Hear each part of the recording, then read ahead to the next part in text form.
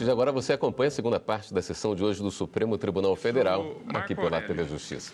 Da relatoria de Vossa Excelência, apregou para julgamento o recurso extraordinário 629.053, sendo recorrente Resim, República Serviços e Investimentos S.A. Recorrido, Elaine Cristina Caetano da Silva. Trata-se do tema 497 da repercussão geral, assim emendado, proteção objetiva da estabilidade de empregado gestante em virtude de rescisão imotivada do contrato de trabalho. Há advogado inscrito pela recorrente, Dr. Flávio Kalischmann, e passo então a palavra a Vossa Excelência inicialmente para o vosso relatório. Presidente, vou procurar resumir a controvérsia, tendo em conta que ouviremos o ilustre advogado da recorrente, da tribuna.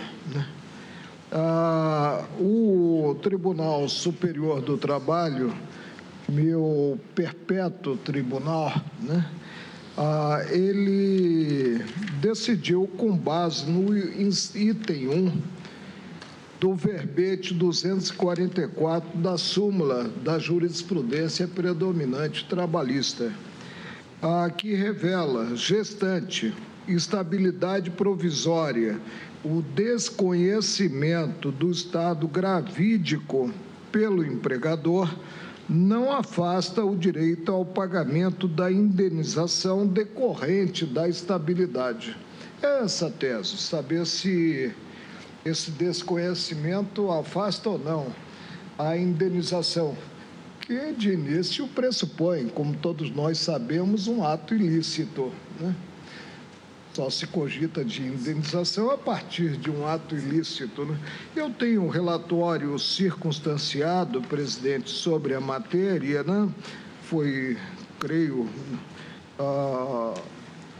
acessado esse relatório pelos colegas, E digo que o Ministério Público manifesta-se pelo desprovimento do extraordinário e aí destaca certos aspectos ligados ao que previsto no ato das disposições constitucionais transitórias. É um relatório e o voto será, creio, suficiente para elucidar o convencimento que formei sobre o tema. Agradeço a objetividade de Vossa Excelência e passo então a palavra pela recorrente Resim, República Serviços e Investimentos S.A. ao Dr. Flávio Kalischmann. Obrigado, senhor presidente, senhores ministros, senhora Procuradora-Geral da República, boa tarde. Represento aqui a recorrente nesse recurso extraordinário com tema de repercussão geral. Como já foi sumarizado pelo senhor ministro relator Marco Aurélio, efetivamente é uma matéria de relevância e agora que nós recém comemoramos o 30º aniversário da Constituição Federal, efetivamente se faz necessário debruçar sobre esse tema e, de vez, esclarecer o alcance e o significado desta prescrição do artigo 10º das ADCTs. Muito obrigado, agradeço.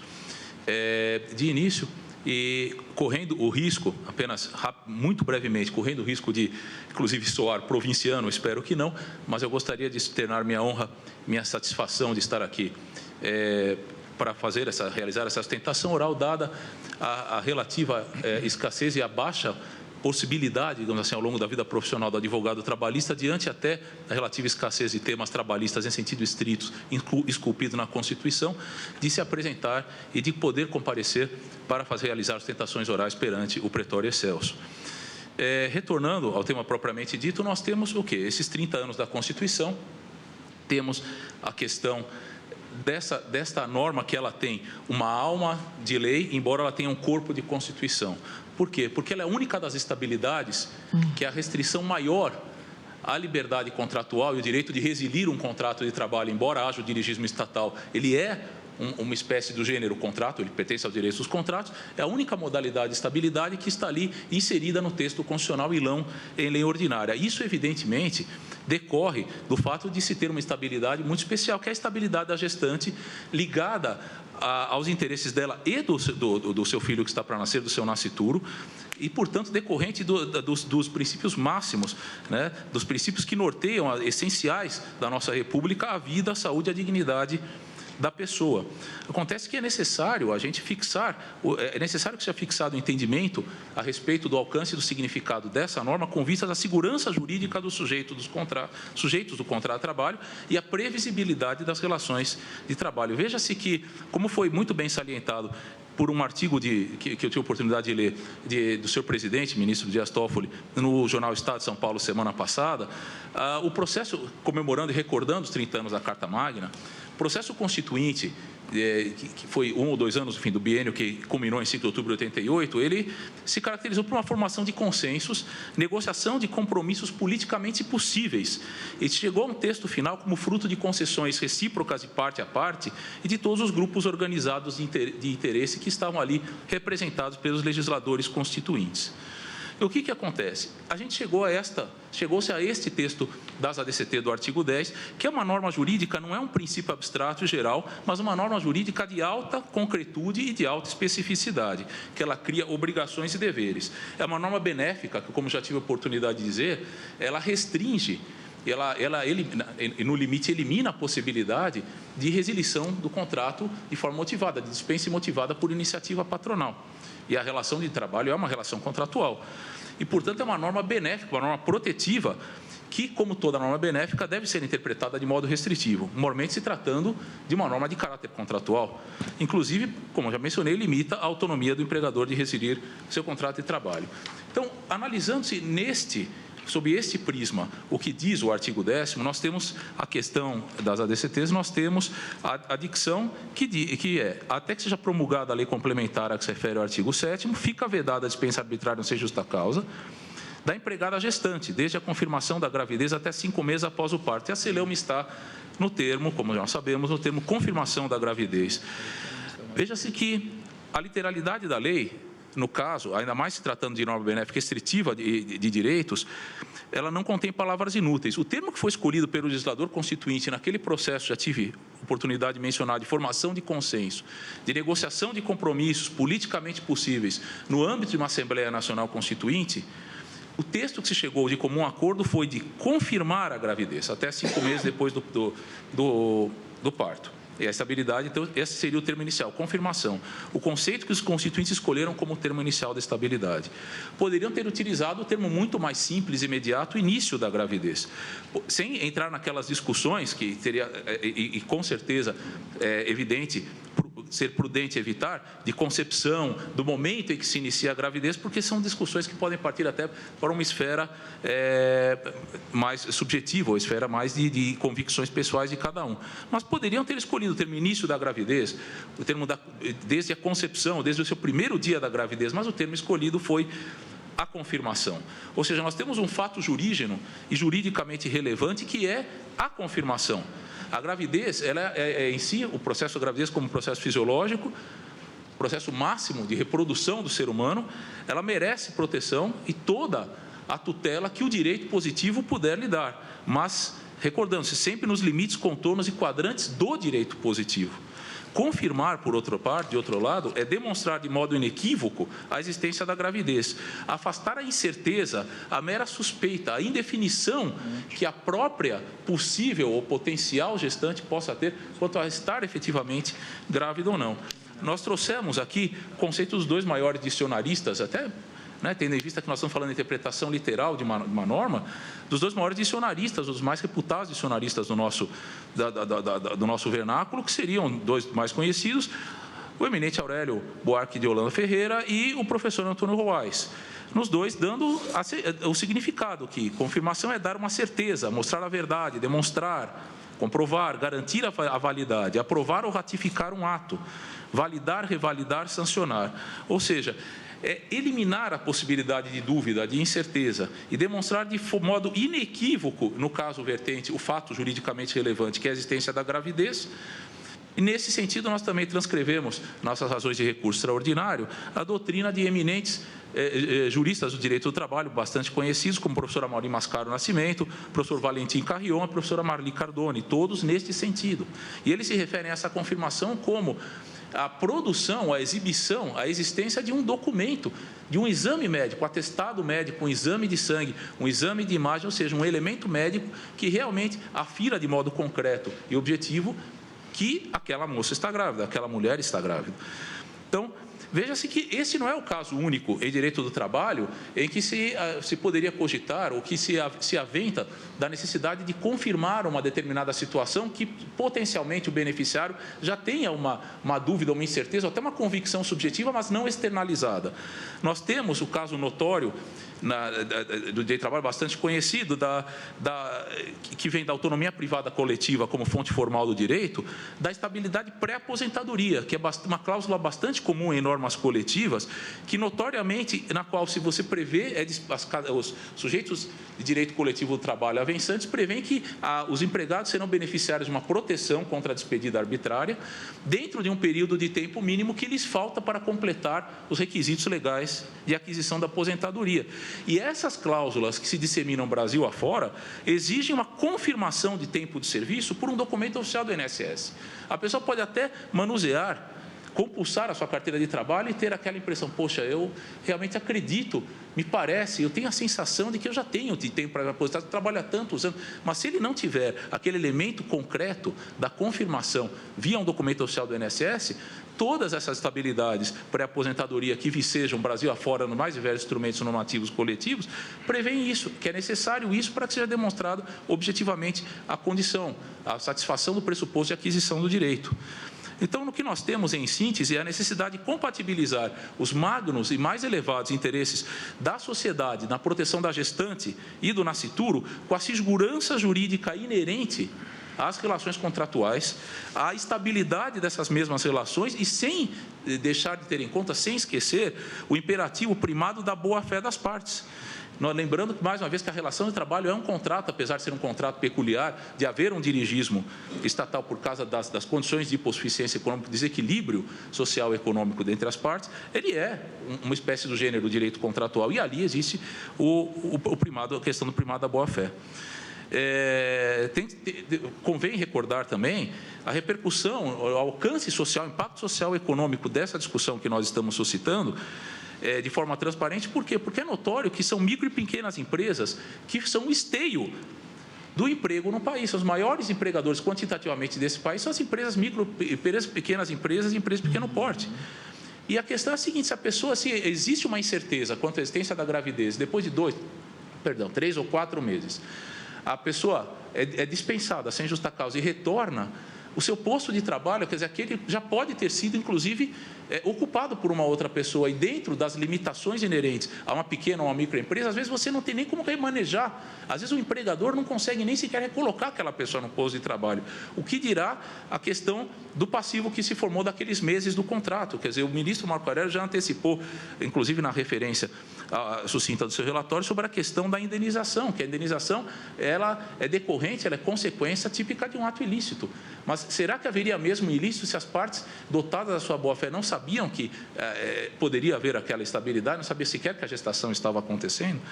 De modo que, já concluindo, o que se espera e requer é ser uma ponderação acerca desse assunto, o reconhecimento de que ele é socialmente, culturalmente e economicamente relevante, tanto para os empregados que vierem a ser atingidas, para suas famílias, como também para os empregadores, e uma definição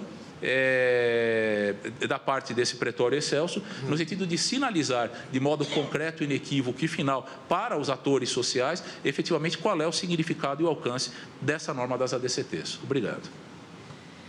Ministro Marco Aurélio. Presidente, pressupostos gerais de recorribilidade atendidos. O Tribunal Superior do Trabalho assentou o direito à estabilidade provisória prevista no artigo 10, inciso 2, a linha B, do ato das disposições constitucionais transitórias, independentemente do conhecimento do estado fisiológico da gravidez pelo empregador e até mesmo conhecimento da própria mulher trabalhadora, tendo a concepção ocorrido na vigência, aí também pudera, né? Na vigência do vínculo empregatício. Foi a única premissa do Tribunal Superior do Trabalho para chegar à estabilidade provisória.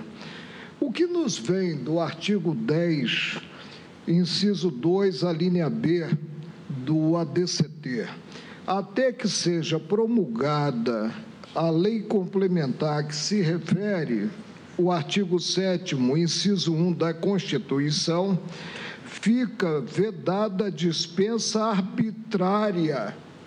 Fica vedada a dispensa arbitrária, ou sem justa causa, tendo justa causa, paciência, da empregada gestante. E aí vem o trecho que teremos que fixar o alcance, desde a confirmação. Não alude o preceito à concepção. Desde a confirmação da gravidez até 5 meses após o parto. A contrário senso, se não houve a confirmação da gravidez, não se pode cogitar, né? É a ordem natural, não se pode cogitar de estabilidade provisória.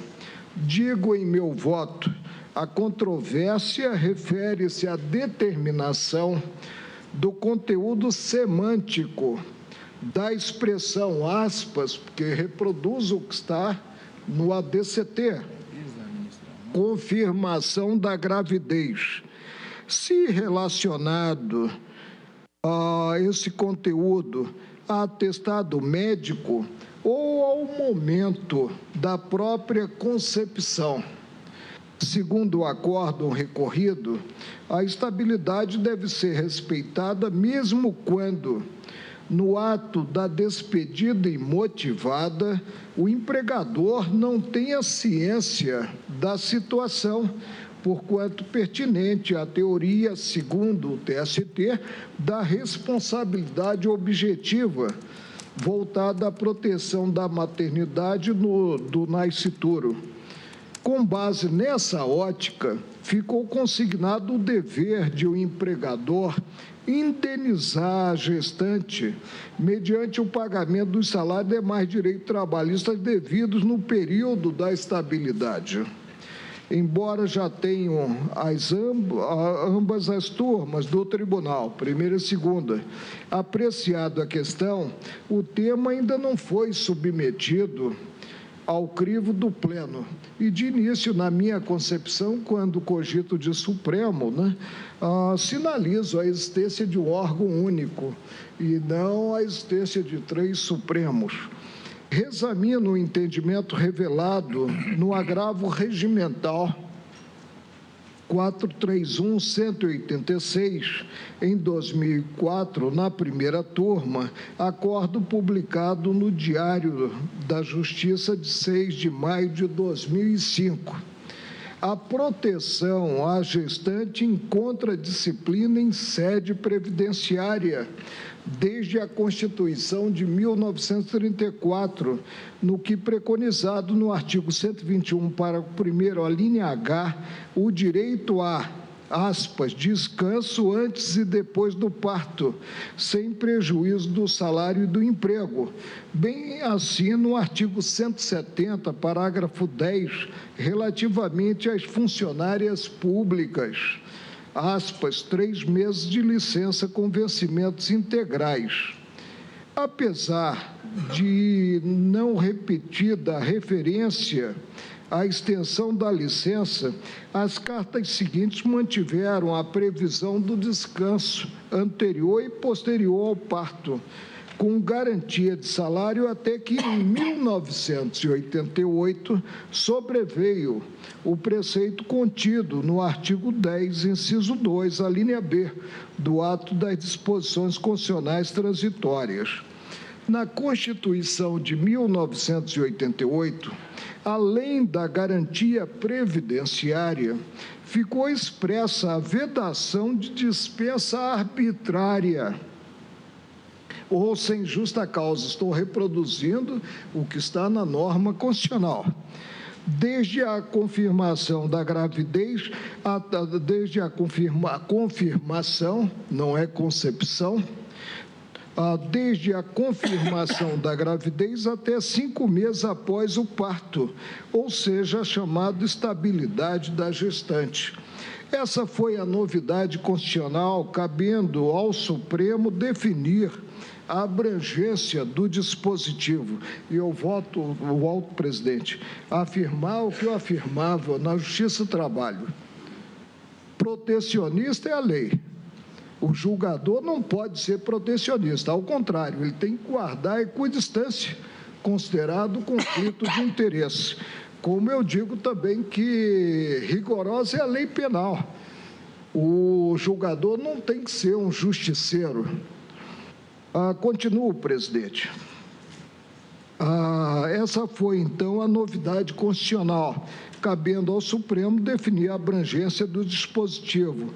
Reputo adequada interpretação da lei maior ante o sentido próprio dos termos nela contidos.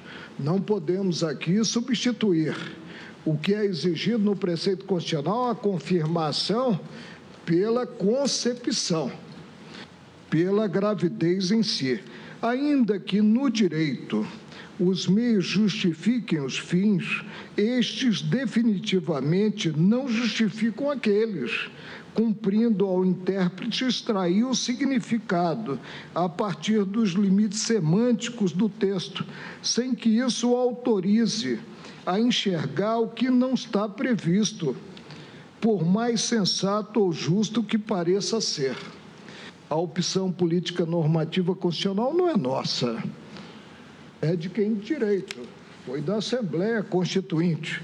A Carta da República prevê e provê, mas não para além do texto. Apesar de emitido em sessão plenária, realizada há mais de 2 décadas, ocorrida em 2 de maio de 1994, observa-se no caso concreto,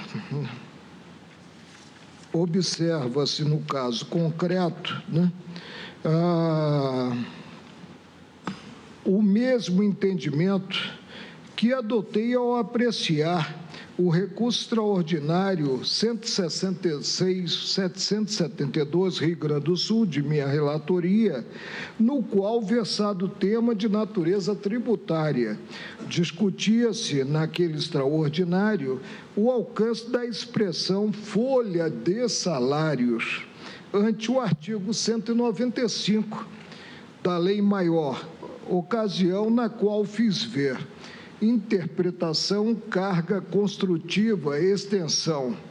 Se é certo que toda interpretação traz em si carga construtiva, não menos correta surge a vinculação à ordem jurídico-constitucional.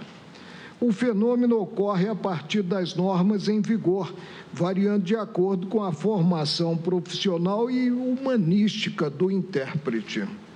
No exercício gratificante da arte de interpretar, descabe inserir na regra de direito o próprio juízo, por mais sensato que seja, sobre a finalidade que conviria fosse por ela perseguida. E aí eu citei, considerado esse trecho, um grande mestre, do direito, que é Celso Antônio Bandeira de Melo, em parecer à época inédito, mas que tive acesso, mesmo sendo inédito. Sendo o direito uma ciência, o meio justifica o fim, mas não este é aquele. Constituição, alcance político, sentido dos vocábulos e interpretação. O conteúdo político de uma Constituição não é conducente ao desprezo do sentido vernacular das palavras, muito menos ao do técnico, considerados institutos consagrados pelo direito. Toda ciência pressupõe a adoção de correta linguagem, possuindo os institutos, as expressões e os vocábulos que a revelam, conceito estabelecido com a passagem do tempo, quer por força de estudos acadêmicos, quer, no caso do direito, pela atuação dos tribunais. É um julgamento que ocorreu em 16 de dezembro de 1994.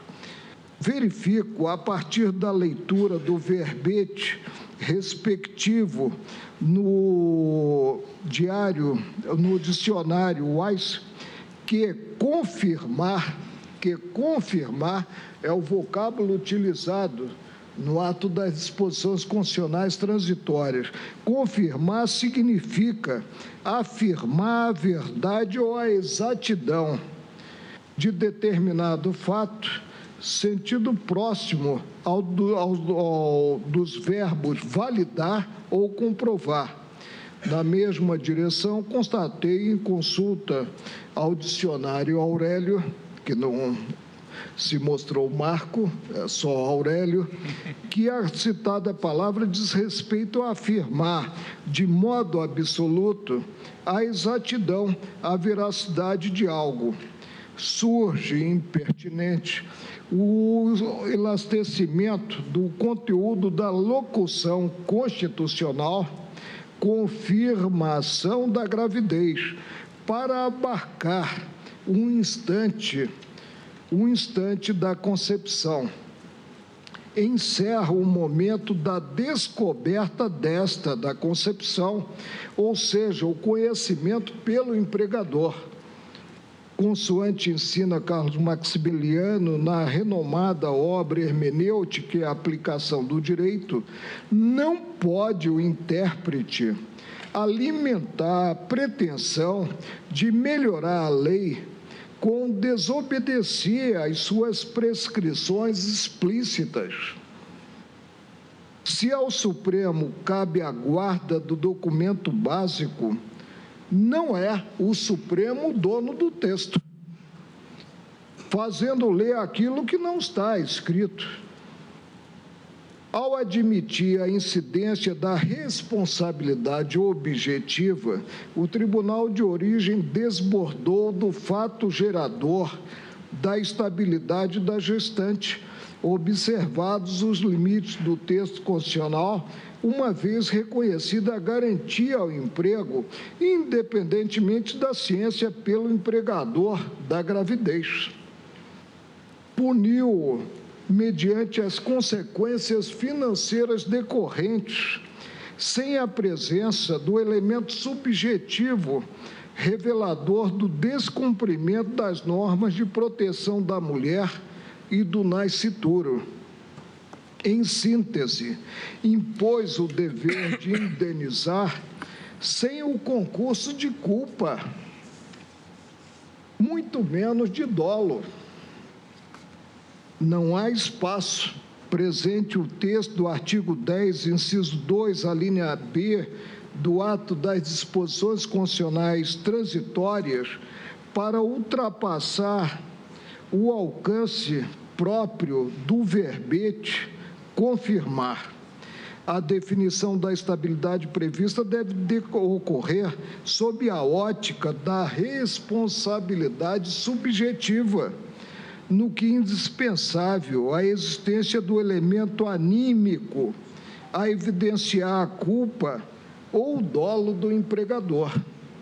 O direito à estabilidade pressupõe a prévia ciência deste quanto ao estado fisiológico da gravidez, o qual poderá ser objeto de comunicação pela prestadora de serviços e comprovado por qualquer meio idôneo, presentes as balizas da legislação ordinária.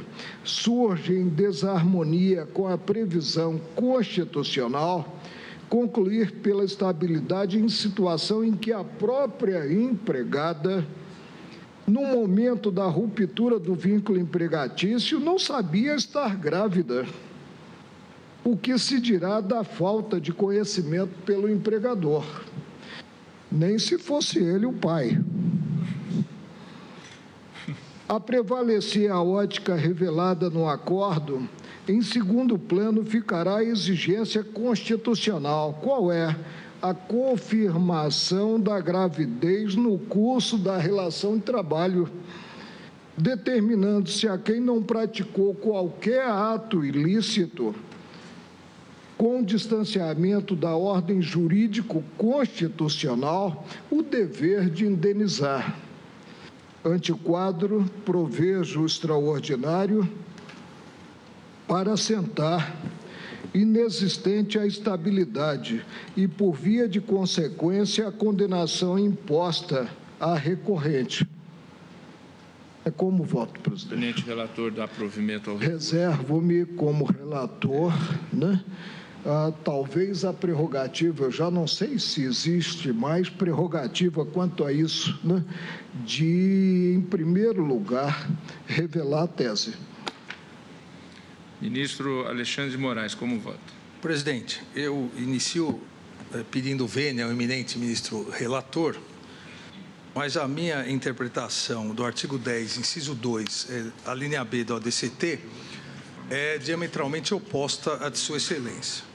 Quando a Constituição prevê, até que seja promulgada a lei complementar a que se refere ao artigo 7º, inciso 1º da Constituição, fica vedada a dispensa arbitrária ou sem justa causa da empregada gestante, desde a confirmação da gravidez até 5 meses após o parto. Não me parece, em momento algum, que essa confirmação signifique uma comunicação formal, informal, mas uma comunicação ao empregador. Aqui, quanto é um direito social, e um direito social novo, pela primeira vez na Constituição, nas Constituições brasileiras, foi previsto como direito social no artigo 6º, e eu vou resumir para maior celeridade, presidente, mas pela primeira vez, como um dos mais importantes direitos sociais, no artigo 6º se previu a proteção à maternidade. Ou seja, o direito maior, o gênero protetivo aqui, proteção à maternidade. A partir desse direito material, dessa previsão protetiva material, a própria Constituição trouxe previsões instrumentais, exatamente visando a garantir a proteção à maternidade.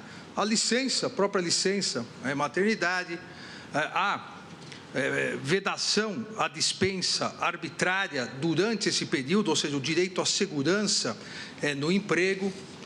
Agora, esse direito instrumental, eu entendo que é um direito social instrumental para garantir o direito maior, que é a proteção à maternidade. Essa proteção contra a dispensa arbitrária da gestante tem uma dupla titularidade, que inclusive foi salientada da tribuna, e aproveito para cumprimentar a sustentação feita pelo Dr. Flávio Calicam, não é alguma coisa... Kalichman, perdão, doutor. Eu penso que é assim. Foi salientado da tribuna essa dupla titularidade da gestante, mas titularidade também da criança. Aqui, eu volto a insistir, a proteção é a maternidade, leva em conta a mãe e o filho. Tanto que, dentre as várias estabilidades que a lei complementar pode estabelecer, o legislador constituinte fez questão de, nesse caso, já definir, enquanto não vier lei complementar, o prazo. O prazo é da confirmação da gravidez até 5 meses após o parto. Ou seja, um período em que se garante uma estabilidade econômica à gestante, para que ela tenha, durante a gravidez e depois, nesses primeiros meses, que comprovadamente, pela medicina, pela ciência, são os meses mais importantes de proximidade da mãe com o filho, a Constituição e o ADCT estabeleceu um período onde se garantiu uma estabilidade econômica para auxiliar numa estabilidade psicológica da mãe, e isso, obviamente, auxiliando toda a gestação e esses 5 meses auxiliando o início de vida da criança. E o fez, e a Constituição o fez também visando, e é a ratio dessa norma, ao meu ver, não é só o direito à maternidade, mas também visando a absoluta prioridade que o artigo 227 estabelece de integral proteção à criança, inclusive ao recém-nascido. É um direito de dupla titularidade. Não entendo aqui que deve se tratar de dolo, culpa, responsabilidade objetiva. Não, é a constatação da efetividade máxima, e esse é um dos critérios interpretativos de todos os direitos fundamentais, entre eles, uma das espécies, os direitos sociais, a efetividade máxima de um direito social, direito à maternidade, no seu direito instrumental, a proteção contra a dispensa arbitrária da gestante, que protege também, integra a proteção ao recém-nascido, do artigo 227. Não entendo que se deva aqui exigir um requisito a mais, exigir um requisito formal, não a confirmação, mas um aviso formal da existência da gravidez. O que a Constituição exige, ao meu ver, o termo inicial, com todo respeito à posição contrária do eminente ministro Marco Aurélio, o que o texto constitucional coloca como termo inicial é a gravidez. Constatado que houve gravidez antes da dispensa arbitrária, incide a estabilidade. Não importa, a meu ver, que se constatou isso, o timing da constatação ou o timing da comunicação, da comprovação, pode ter sido posterior. O que importa é, estava ou não grávida antes da dispensa. Para que incida essa proteção, para que incida a efetividade máxima do direito à maternidade, o que se exige é gravidez pré-existente à dispensa arbitrária. O desconhecimento por parte da gestante ou ausência de comunicação não pode, até porque os direitos sociais e aqui a maternidade, enquanto também o direito individual, são irrenunciáveis, não pode o desconhecimento, a própria negligência da gestante em juntar uma documentação, mostrar um atestado, não pode prejudicá-la e prejudicar ao recém-nascido durante aqueles 5 meses. Obviamente, se não conseguir comprovar que a gravidez, a existência da gravidez era pré-existente à demissão, não haverá, a dispensa arbitrária, não haverá incidências desse direito social. Concluo, senhor presidente, que o que se exige para mim é a presença de um único requisito, é um requisito biológico: gravidez pré-existente à dispensa arbitrária, mesmo que após a dispensa a gestante tenha o conhecimento, consiga comprovar, mas o requisito é biológico. Para o reconhecimento da estabilidade provisória e, consequentemente, direito à indenização, se foi dispensada, é o único requisito. E aqui, no caso concreto, não se discute que houve a gravidez pré-existente à dispensa. O que se discute exatamente era que era desconhecida também da gestante e só foi avisado ao empregador após a dispensa. Não importa, ao meu ver, porque a gravidez é pré-existente. Nesses termos, peço novamente vênia ao eminente ministro relator e voto pelo desprovimento do recurso extraordinário e, depois da coleta dos votos, apresento a tese. Vossa Excelência diverge e nega provimento ao recurso. Como vota o ministro Luiz Edson Fachin? Senhor presidente, eminentes pares, se for juntar a declaração de voto, também peço vênia, Sua Excelência, eminente ministro Marco Aurélio, e acompanho a divergência inaugurada pelo ministro Alexandre de Moraes. É como voto. Fará juntada de voto e acompanha a divergência. Ministro Luiz Roberto Barroso.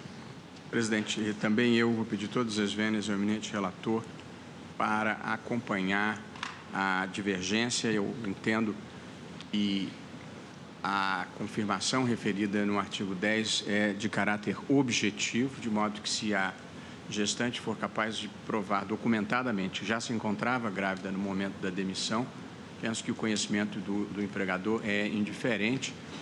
O sentido e o alcance da norma eu penso, são de proteger o nascituro e assegurar a ele uma condição melhor e de assegurar à mãe uma permanência no emprego numa situação em que normalmente a sua empregabilidade em outro lugar seria de maior dificuldade.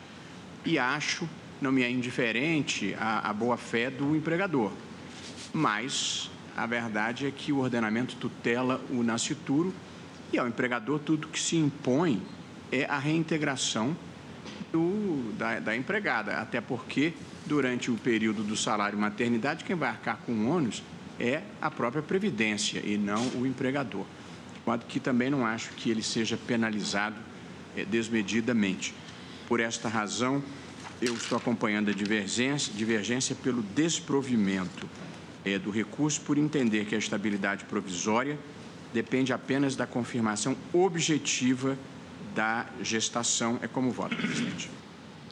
Ministro Luiz Fux, como voto. Senhor presidente, Igreja Corte, senhores representantes do Ministério Público, senhores advogados e estudantes presentes. Senhor presidente, eu também entendo que a ratio essência do dispositivo é bifronte, a proteção à gestante, que compreende também a proteção ao nascituro. Eu acrescento que a Convenção 103 da Organização Internacional do Trabalho, ela dispensa essa confirmação para efeito dos benefícios decorrentes da maternidade. A proteção ao nascituro vem prevista também em sede constitucional, artigo 227.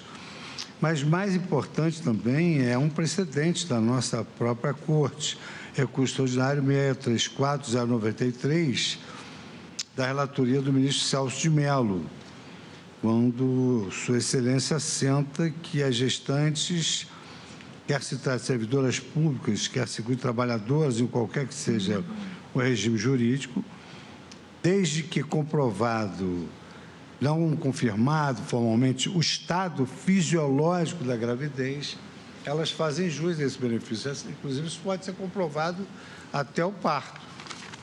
Então, eu concluo, senhor presidente, que mesmo que a própria empregada desconheça a sua gravidez, ela faz jus a esses benefícios, por isso que escorreita, no meu modo de ver, a decisão recorrida no que assentou o desconhecimento da gravidez pela empregada, quando a sua demissão imotivada não afasta o direito ao pagamento da indenização decorrente da estabilidade.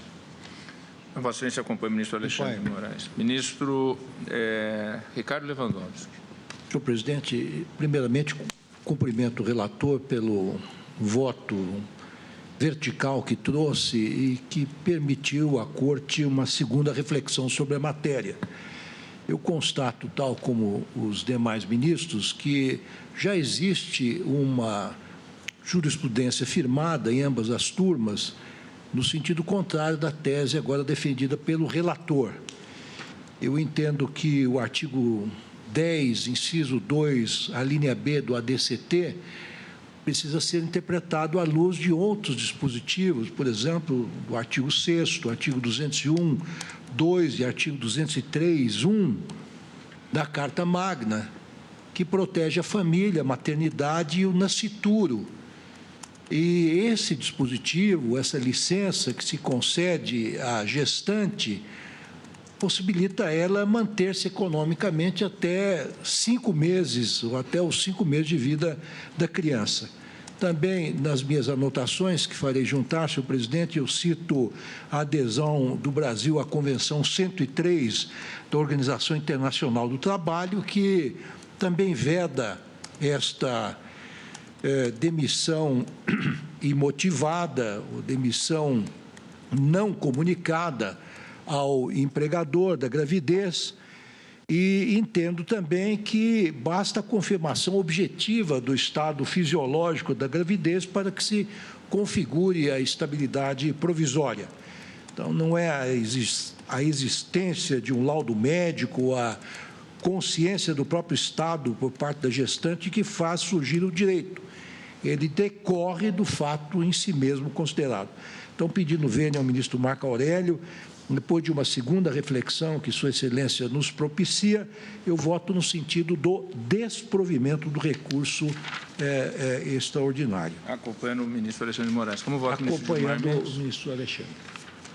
Eu também, presidente, pedindo todas as vênias ao eminente relator, eu me manifesto no sentido do desprovimento do recurso. Também eu anoto a jurisprudência já referida, inclusive o precedente da lavra da relatoria do ministro Celso de Mello, ao destacar que a gestante, a empregada gestante tem direito subjetivo à estabilidade provisória, previsto no artigo 10.2b do ADCT, bastando para efeito de acesso a essa inderrogável garantia social de índole constitucional, a confirmação objetiva do estado fisiológico de gravidez, independentemente, quanto a isso, de sua prévia comunicação ao empregador, revelando-se irrita, de outro lado, e sob tal aspecto, a exigência de notificação à empresa, mesmo quando pactuada em sede de negociação coletiva. De modo que, com essas brevíssimas considerações, eu peço vênias ao relator para desprover o recurso na linha do voto do ministro Alexandre de Moraes. Também eu peço vênia ao relator para acompanhar a divergência. Passo a palavra, então, ao ministro Alexandre de Moraes para a formulação da tese.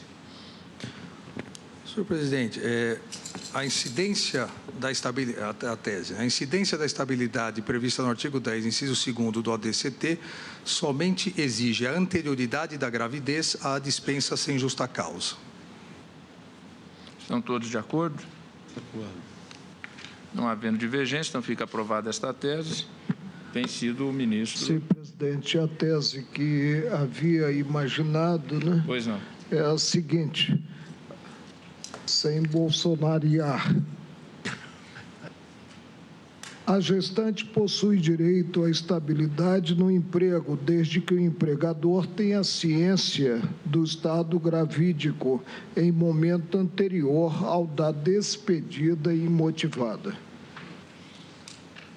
Então, proclamo o resultado que, por maioria, foi negado o provimento ao recurso, vencido o ministro relator, tese fixada nos termos do voto que abriu a divergência do ministro Alexandre de Moraes, que ficará redator para o acordo.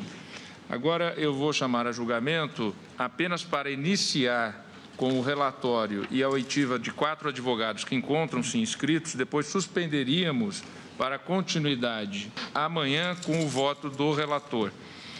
Trata-se do recurso extraordinário com agravo 791.932 do Distrito Federal, sendo relator ministro Alexandre de Moraes, recorrente Lic Corp S.A., nova denominação de Contax Mobitel S.A., recorrido Tatiane Meire da Silva, a interessado Telemar Norte e Leste e vários amigos curi.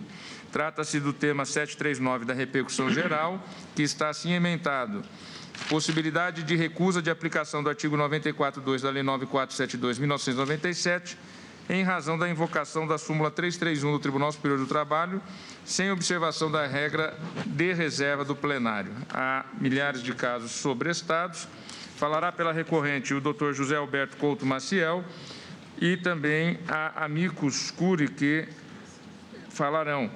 Pela Federação Brasileira de Telecomunicações, Febratel, Dr. Flávio Henrique Unes Pereira.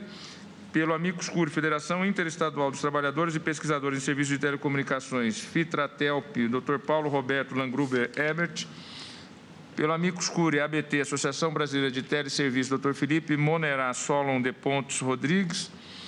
Falará pelo amicus curi, Associação Brasileira de Distribuidores de Energia Elétrica, Abradi, o Dr. Carlos Zangrando. E então passo a palavra ao eminente... Sim, está anotado. Passo a palavra ao eminente relator para o seu relatório. E este tema, inclusive, foi recentemente julgado pela Corte. Né? Aqui, presidente, é um tema de fundo já julgado pela Corte, mas há um outro tema que também acredito será rapidamente superado, porque se trata do recurso extraordinário interposto por uma atendente contratada por uma empresa prestadora de serviço de call center, exatamente para fixar o vínculo trabalhista com a empresa contratante e não com a empresa call center. O TST decidiu com base, e aí sim foi julgado já pelo plenário dessa Corte, com base na súmula 331 do TST, mas o que se deu repercussão geral foi exatamente que o órgão fracionário do TST teria afastado a incidência da lei do artigo 94, inciso 2º da lei 9472 de 97, sem aplicar a súmula vinculante 10 e a cláusula de reserva de plenário do artigo 97. Esse é o tema mais específico da repercussão geral, com, obviamente, reflexos na análise já feita pelo plenário da súmula 331. É o breve relatório, presidente. Então, passa a palavra ao doutor José Alberto Couto Maciel.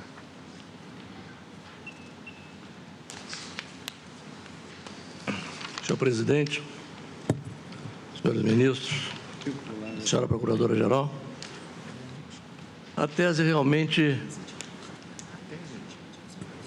a nível material, já foi julgada agora em agosto, com relação à súmula 331 e a possibilidade de terceirizar na atividade fim. Agora, esse processo, senhor presidente, que é anterior, já foi, inclusive, julgado em 2 recursos extraordinários, mais de 2 recursos extraordinários. Eu tenho aqui 2 julgados monocraticamente pelo ministro Gilmar Mendes, em 2014. É a cláusula de reserva do plenário.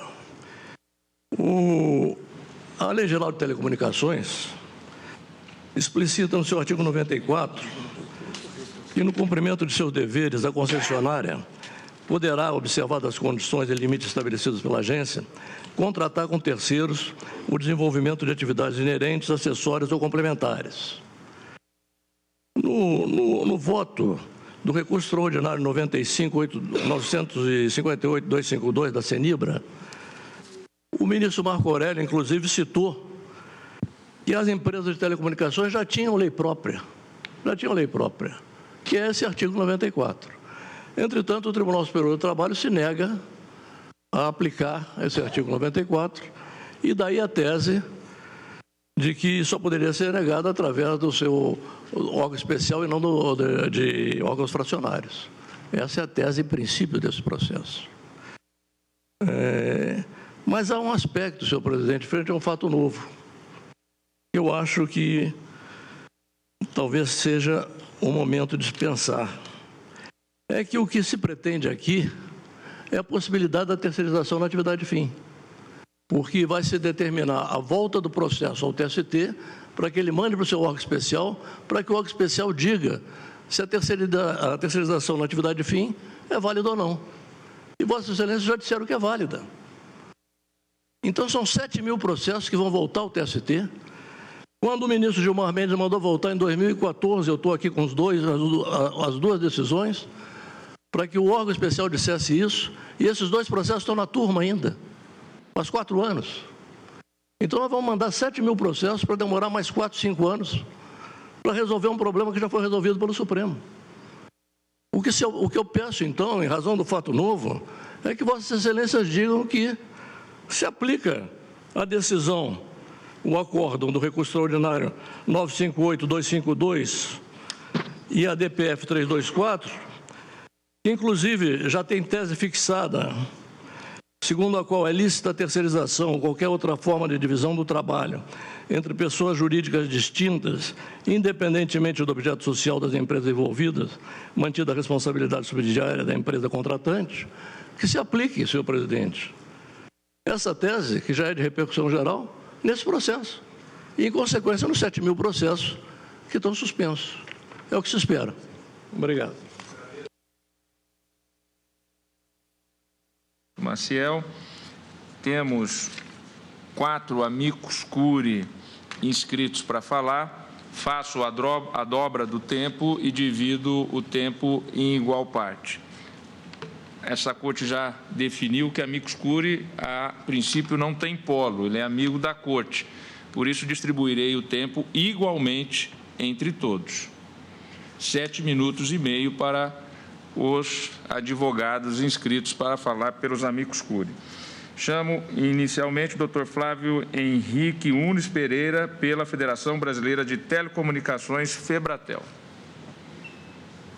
7 minutos e meio. Excelentíssimo senhor presidente, eminentes ministros, doutora representante do Ministério Público, senhoras e senhores. Realmente o doutor Maciel falou com a objetividade que esse caso demanda. Uma curiosidade também me parece que há uma liminar sobrestando todos esses 7.000 processos. Então, a alternativa proposta pelo doutor Maciel me parece que resolveria de vez esse problema todo, porque se assim não ocorrer, teríamos até que pleitear, então, uma liminar, que os efeitos dessa liminar permanecessem até que o julgamento pelo TST ocorresse. Porque senão nós teríamos a perda dos efeitos da liminar agora com o julgamento de mérito e até que se julgasse lá como é que ficariam esses 7.000 processos quando a tese de fundo já foi decidida. Quero lembrar também, apenas título de registro, o eminente ministro Marco Aurélio participou lá do enunciado 256, na época que se tornou o inciso 1º da 331, em todos os debates se colocava ressalvando quando houvesse uma lei específica. Ou seja, se há uma lei específica, como há nesse caso aqui, não se aplicaria a tese da ilicitude da terceirização. E, por incrível que pareça, o Tribunal do Trabalho, ele reconhece que tem a lei, mas aplica o enunciado 331, mas ignorando o fato que seus antecedentes ressalvavam quando houvesse uma lei específica. Por essas razões e reiterando a solicitação apresentada pelo doutor Maciel, é que se pede também o provimento do apelo. Obrigado. Agradeço também a objetividade do doutor Flávio Unes. E agora também, por 7 minutos e meio, passo a palavra ao doutor Paulo Roberto Lengruber Ebert, que falará pela Federação Interestadual dos Trabalhadores e Pesquisadores em Serviços de Telecomunicações, Fitratelp. Excelentíssimo senhor ministro-presidente, eminentes ministros, excelentíssima senhora Procuradora-Geral da República, falo em nome da Fitratelp, entidade que representa em segundo grau os trabalhadores do setor de telecomunicações. E inicio, excelentíssimos senhores ministros, asseverando aqui que a questão em discussão vai muito além da dicotomia entre atividade fim e atividade meio, pelo fato de que o Tribunal Superior do Trabalho, nos julgados referentes ao tema, ao aplicar, ao julgar a questão atinente ao sentido e alcance do artigo 94, inciso 2º da Lei Geral de Telecomunicações, não afastou a sua aplicação para aplicar diretamente a Constituição e muito menos declarou sua inconstitucionalidade, de modo que não há de se falar aqui nesse caso em afronta ao princípio da reserva de plenário, muito menos em afronta à súmula vinculante número 10 desse pretório excelso. O TST, nos julgados em referência, nada mais fez do que interpretar a norma ali estabelecida, o artigo 94, inciso 2º, em cotejo com os artigos 2º, 3º e 9º da CLT, que tratam dos requisitos do vínculo empregatício, e com a nulidade das disposições contrárias à legislação trabalhista, e interpretou de maneira sistemática esse dispositivo para afastar, nos casos concretos, aquelas situações a indicarem fraude ao ordenamento jurídico, aqui, no caso específico, ao ordenamento trabalhista. Então, excelentíssimos senhores ministros, não se trata aqui de simplesmente dizer que toda atividade de call center é atividade fim ou atividade meio. Aqui, de fato, há uma atividade interpretativa exercida pelo TST, interpretação sistemática, que não demanda a declaração de inconstitucionalidade, portanto, não fere a cláusula de reserva de plenário. Eu invocaria aqui, excelências, o magistério de Gustavo Zagrebelski em uma recente obra que ele publicou sobre a interpretação, em que ele diz exatamente que interpretar é um ato voltado à comunicação, à convergência, à união de duas ou mais realidades que se encontram aparentemente desconectadas.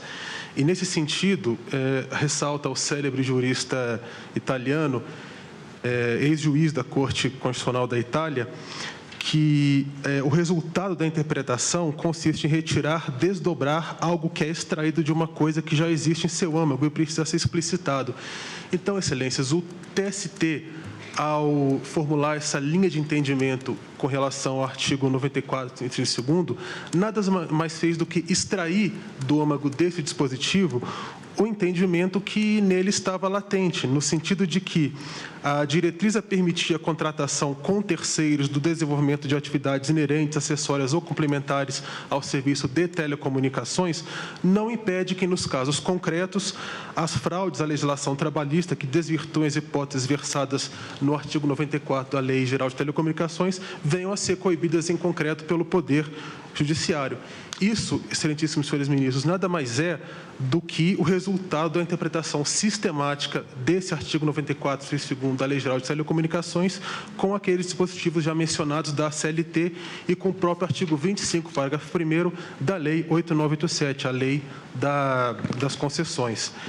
E é importante frisar aqui também, Excelências, que essa diretriz constante da súmula vinculante número 10 tem por objetivo o combate àquelas situações que o eminente ministro Marco Aurélio, quando dos debates ocorridos na sessão plenária de 18 de junho de 2008, definiu como, abre aspas, declarações escamoteadas de inconstitucionalidade da lei, que é quando o órgão fracionário dos tribunais, embora não declare expressamente a inconstitucionalidade, afasta o dispositivo para aplicar a Constituição Federal. Não é definitivamente o que fez o TST aqui nesse caso, pois, conforme visto, os órgãos fracionários do TST nada mais fizeram do que desvelar, por intermédio da interpretação sistemática, um sentido que se fazia inerente ao artigo 94, inciso 2º da Lei Geral de Telecomunicações. E veja, Excelências, a propósito que esse pretor excelso, por ocasião da reclamação número 10865, assentou o entendimento no sentido de que, abre aspas, a súmula vinculante número 10 não alcança situações jurídicas em que o órgão julgador tenha dirimido conflitos de interesse a partir de interpretação de norma legal. E esse precedente, consolidado na reclamação 10865, foi reiterado na interpretação 1207 e, com base nessa mesmíssima diretriz, as decisões monocráticas proferidas nos agravos, nos recursos extraordinários 646831, 828518, 646825, a versar em matéria idêntica à presente, ou seja, essa questão inerente aí à interpretação que o TST deu a esse dispositivo da Lei Geral de Telecomunicações, afastaram a aplicação da súmula vinculante número 10. Para concluir, Excelências, eu friso que, caso seja ultrapassada essa questão atinente à cláusula de reserva de plenário,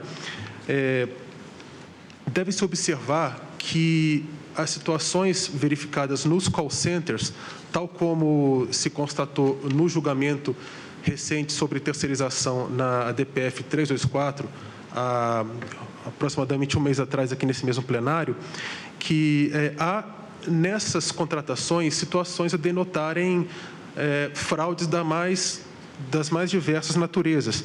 Por exemplo, constituição de falsas cooperativas, arregimentação de mão de obra e situações que denotam até mesmo a contratação de empresas de call center para questões que que deveriam ser executadas pela própria empresa concessionária, em fraude ao artigo 175 da Constituição Federal.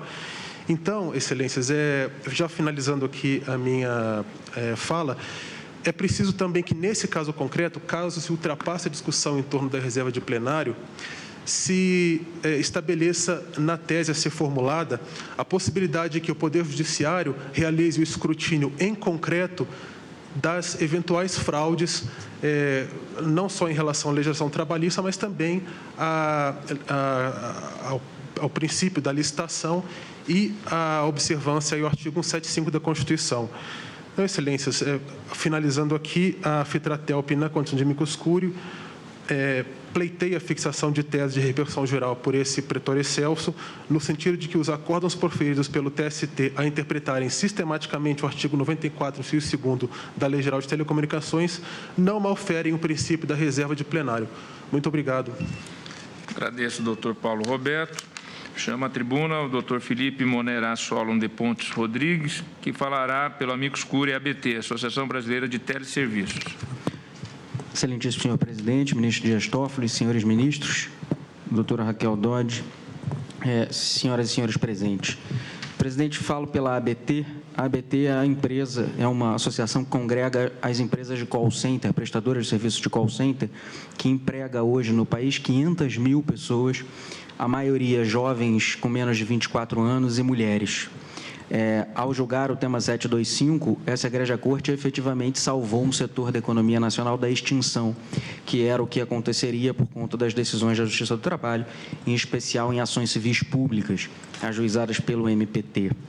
A ABT, e não vou nem tomar o tempo todo da corte, senhor presidente, a ABT não vai tratar de mérito, a questão parece superada por conta do julgamento 725 e há inclusive um precedente do plenário em reclamação sob fundamento de violação à súmula 10, em que essa corte, após o julgamento da ADC 16, resolveu julgar procedente a reclamação, é a reclamação 8150, de relatoria da ministra Ellen. Então, parece que, quanto à procedência do pedido, a questão é simples. A ABT vem pedir à corte, porém, que explicite agora, nesta decisão, que também se aplica aos casos de terceirização por concessionárias de serviço público, delegatárias de serviço público, que se aplica a elas o tema 725. E aí demonstro dois motivos pelos quais isso parece importante.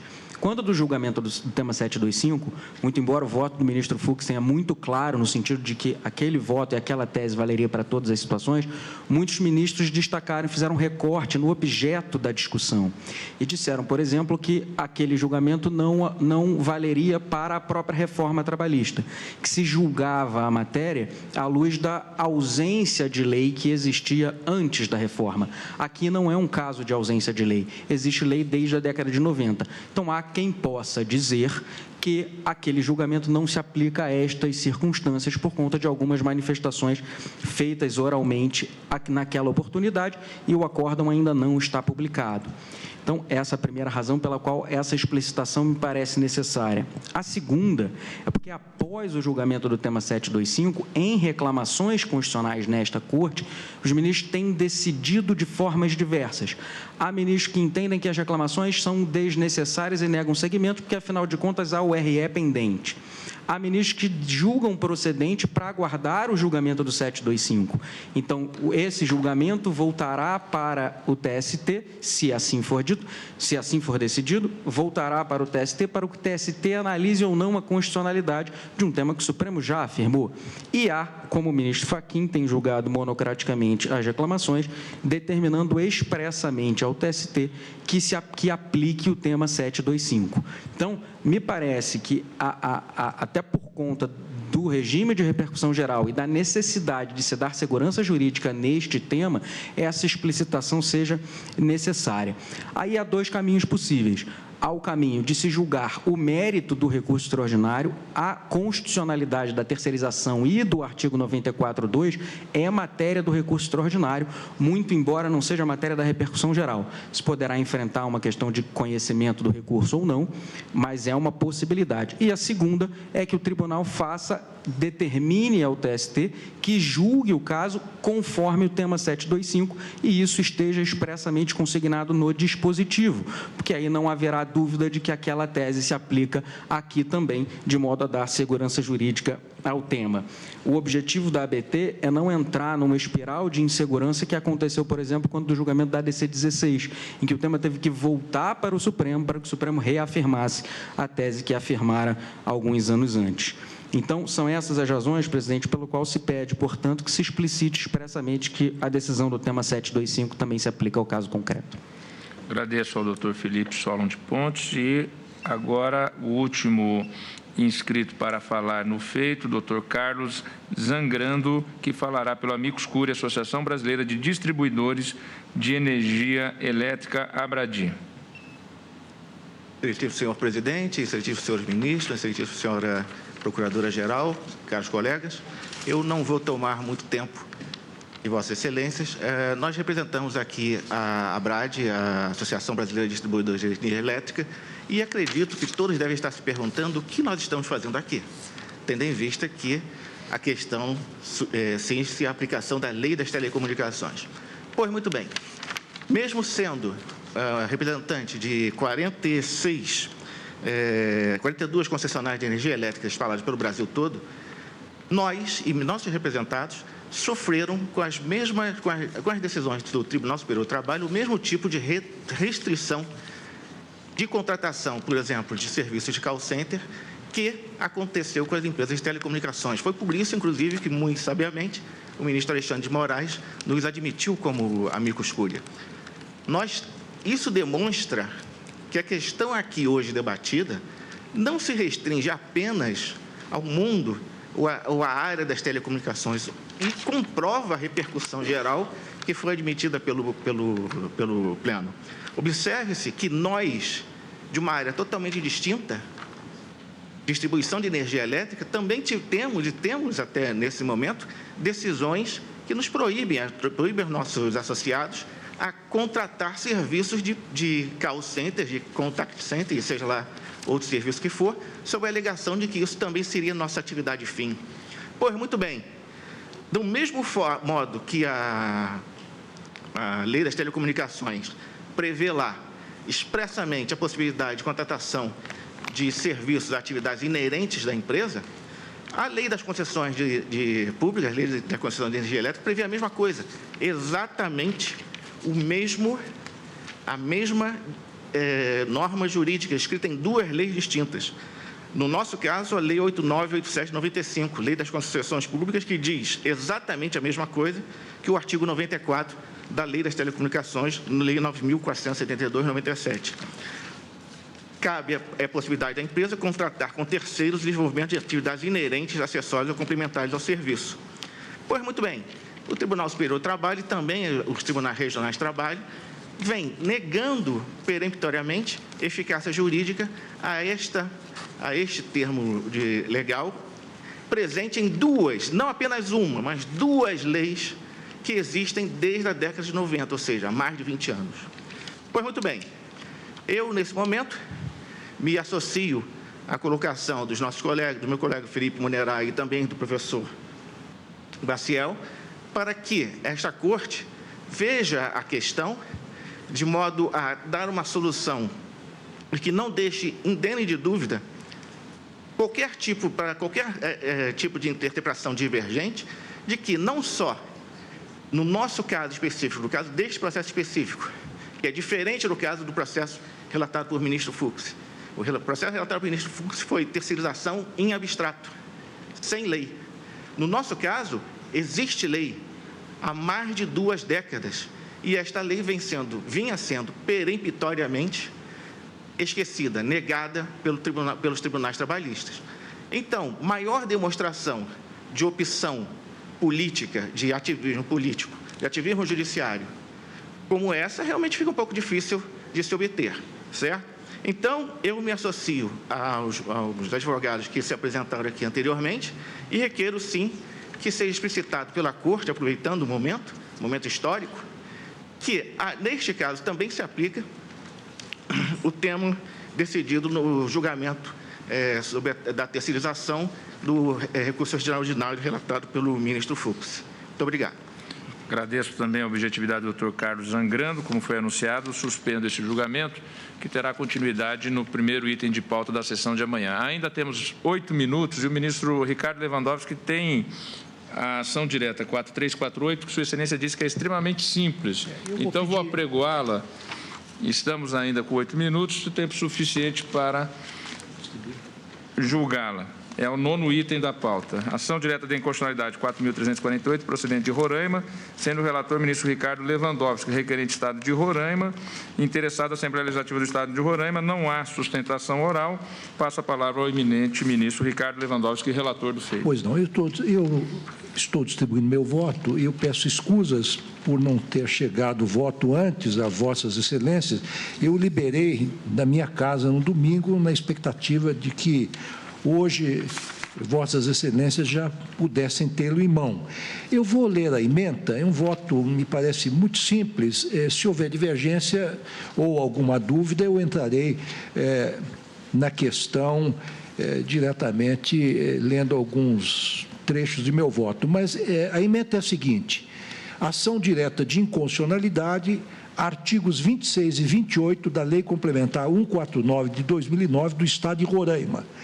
Aprovação prévia pela Assembleia Legislativa dos termos de cooperação e similares firmados entre os componentes do Sistema Nacional de Meio Ambiente, SISNAMA, naquele Estado. Impossibilidade. A de julgada procedente. Estou dizendo que é inconstitucional, por violar o princípio da separação dos poderes, a submissão prévia ao Poder Legislativo Estadual para aprovação dos instrumentos de cooperação firmados entre os órgãos componentes do Sistema Nacional do Meio Ambiente, SISNAMA. A transferência de responsabilidades ou atribuições de órgãos componentes do SISNAMA é igualmente competência privativa do Poder Executivo e, dessa forma, não pode ficar condicionada à aprovação prévia da Assembleia Legislativa, a ação direta julgada procedente para considerar inconstitucionais esses dois artigos. Estou dizendo que trata-se aqui de uma política pública que é executada pelo Poder Executivo. No federalismo cooperativo há realmente um entrelaçamento entre as ações dos órgãos federais, estaduais e municipais para a proteção do meio ambiente. E ressalto no meu voto que, a posteriori, se houver alguma irregularidade, cabe a fiscalização, a intervenção da Assembleia Legislativa, inclusive com auxílio do Tribunal de Contas. Pelo meu voto, estou julgando inconstitucionais esses dois dispositivos e, portanto, considerando procedente a ação direta de inconstitucionalidade. Aquilo que o ministro Pertence chamaria de chapada e inconstitucionalidade. Pois é. Todos de acordo? De acordo. Então, ação julgada procedente à unanimidade nos termos do voto do relator.